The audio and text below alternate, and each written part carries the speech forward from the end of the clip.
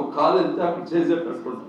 అప్పుడు మనం అందరం తెగించి భయపడకుండా ఢిల్లీలో ఉండే తెలుగు వాళ్ళకి ఇప్పుడు ఈరోజు ఎవరెవరు వచ్చారు, వాళ్ళకి వెస్ట్రన్ కోడ్ కావాలంటే రూమ్ టీడీపీ వాళ్ళు ఇవ్వరు, రైల్వే టికెట్ కన్ఫర్మ్ కావాలంటే ఇవ్వరు, వైఎస్ఆర్ పార్టీ.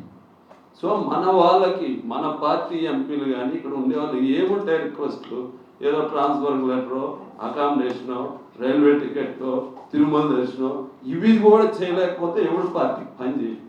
సో ఎంపీ గారి ద్వారా ముఖ్యంగా పార్టీ హైకమాండ్ ఎవరైతే పార్టీని నమ్మి కష్టకాలంలో వస్తారో వాళ్ళందరినీ గుర్తించాలా. చిన్న చిన్నవి ఇవ్వండి, ఇవి వాళ్ళకి ఎంపీ లెటర్ కావాలంటారు, టికెట్ కన్ఫామ్ కావాలంటారు, వెస్ట్రన్ కోర్టులో రూమ్ కావాలి, ఇవి చేయాలి ఎంపీ. పిఎల్ అనేకుండా ఎంపీలు ఇవ్వాలనుకున్న పిఎల్ వీళ్ళ ఇన్స్ట్రక్షన్స్ క్లియర్గా ఉండాలి. మన పార్టీ కంట్రోల్ రూమ్ ఉండాలి ఇక్కడ. సో ఢిల్లీ చాలా ఇంపార్టెంట్. దేశ రాజకీయాలన్నీ ఢిల్లీలో జరుగుతాయి.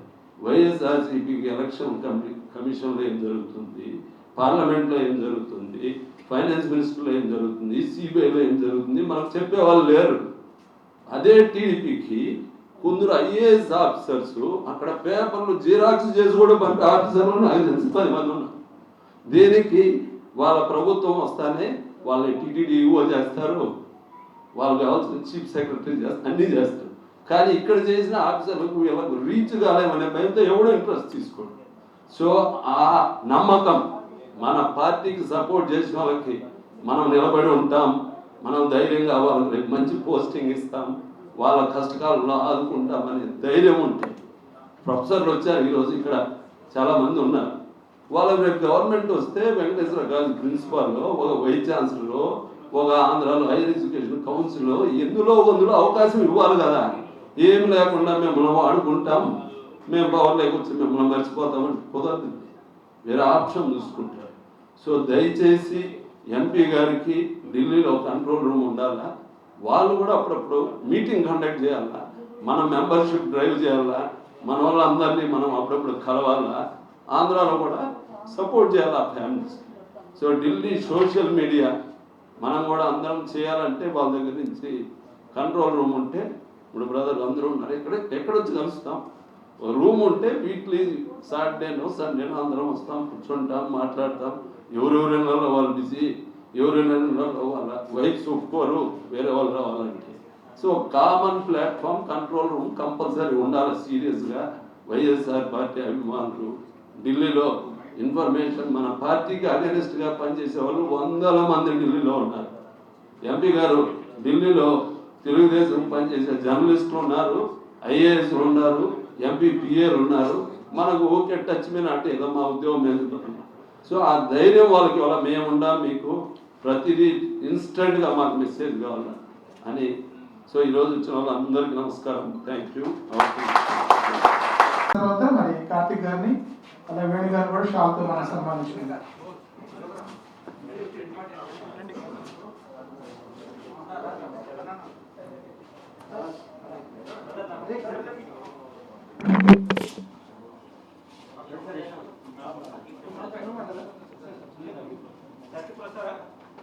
శ్రీనివాస్ గారు టెక్కో ప్రెసిడెంట్, ఫాదర్ ఇమానియల్ గారు ప్లీజ్ రండి. మీరు కూడా సత్యప్రసాద్ గారు ఉన్నారా, ప్రొఫెసర్ డిఎస్ఆర్ గారు, నాగేశ్వర గారు రండి సార్, మీరు కూడా రండి ముందుకి.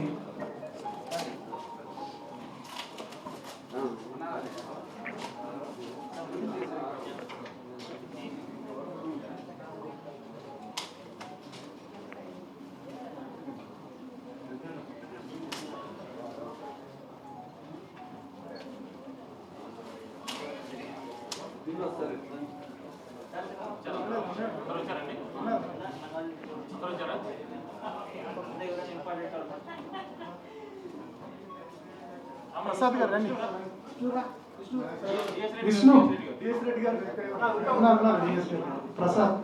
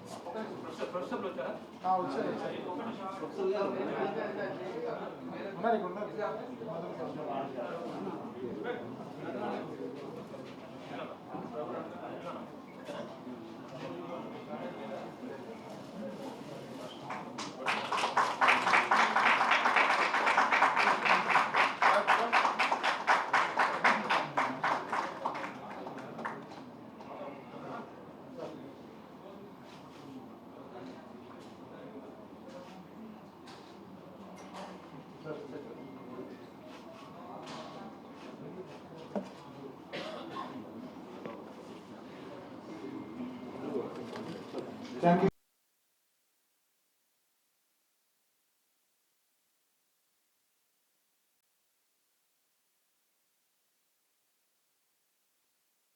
సభ్యులందరికీ మరియు మీకు అందరికీ నమస్కారం.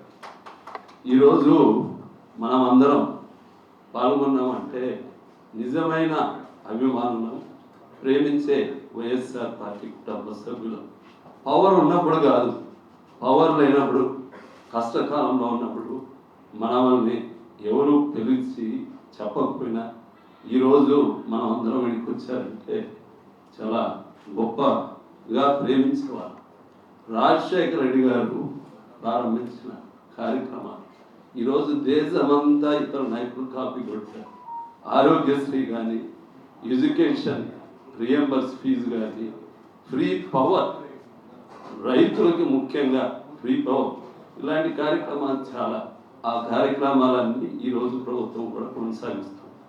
దానికి మూల కారణం, పునాదించినటువంటి వ్యక్తి రైతుల గుండెల్లో, పేదవాళ్ళ గుండెల్లో చిరస్థాయిగా నిలిచిపోయిన వారు రాజశేఖర్ గారు. వారి కుమారుడు చాలా కార్యక్రమాలు చేపట్టారు. కానీ ఒక ముఖ్యంగా ఎంపీ గారి దృష్టికి కార్యకర్తలను వాళ్ళని నిర్లక్ష్యం చేయడం జరిగింది. ఎవరైతే ఈరోజు సమావేశమైన అందరం సపోర్ట్ చేస్తున్నాం, రేపు పవర్ లేకొస్తానే మనం అందరినీ మర్చిపోతాం. సో అది జరగకుండా ఉంటే పార్టీకి పరిస్థితి వచ్చేది కాదు. చాలామందిని నిర్లక్ష్యం చేశారు. ఢిల్లీలో కానీ, వేరే ప్రాంతాల్లో కానీ పదవులు వచ్చేది కొత్త కొత్త వాళ్ళంతా వచ్చేస్తారు. ఈరోజు వీడికి వచ్చిన వారిని చాలా క్లియర్గా వైఎస్ఆర్ అభిమానం.